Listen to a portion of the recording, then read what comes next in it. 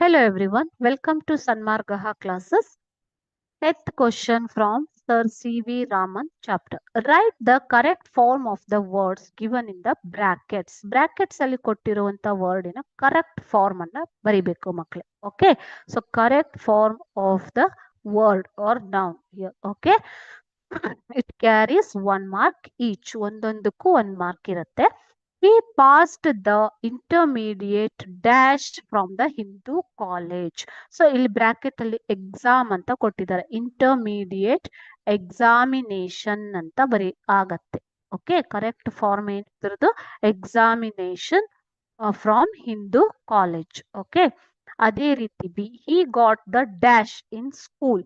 ಆತನಿಗೆ ಸ್ಕೂಲ್ ಅಲ್ಲಿ ಪ್ರವೇಶಾತಿ ಸಿಕ್ಕಿದೆ. ಅಡ್ಮಿಟ್ ಅಂತ ಕೊಟ್ಟಿದ್ದಾರೆ. He got the admission. Noun. Admission in school. Okay.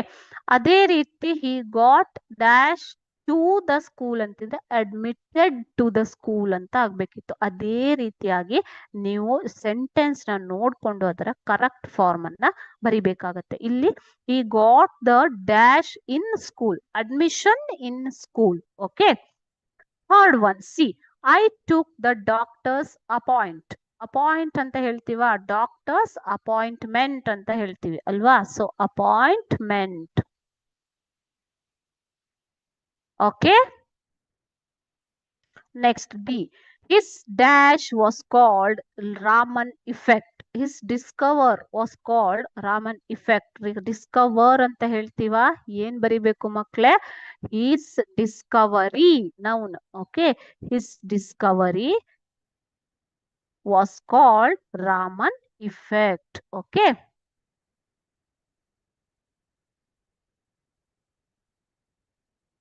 Next one, idrallene all praised his dash. Pramanika, honest. ಆತ ಪ್ರಾಮಾಣಿಕನಾಗಿದ್ದ. All praised his dash. Honesty. All praised his honesty. ಆತನ ಪ್ರಾಮಾಣಿಕತನವನ್ನ ಎಲ್ಲರೂ ಹೊಗಳಿದರು. Next one, the teacher admired the dash of Manjula. Kind ಅಂತ ಕೊಟ್ಟಿದ್ದಾರೆ. The teacher admired the kindness of Manjula. Okay, noun form ಅನ್ನ ಇಲ್ಲಿ ನೀವು ಬರಿತಾ ಹೋಗ್ತೀರಾ ಮಕ್ಕಳೇ. Okay, kindness of Manjula.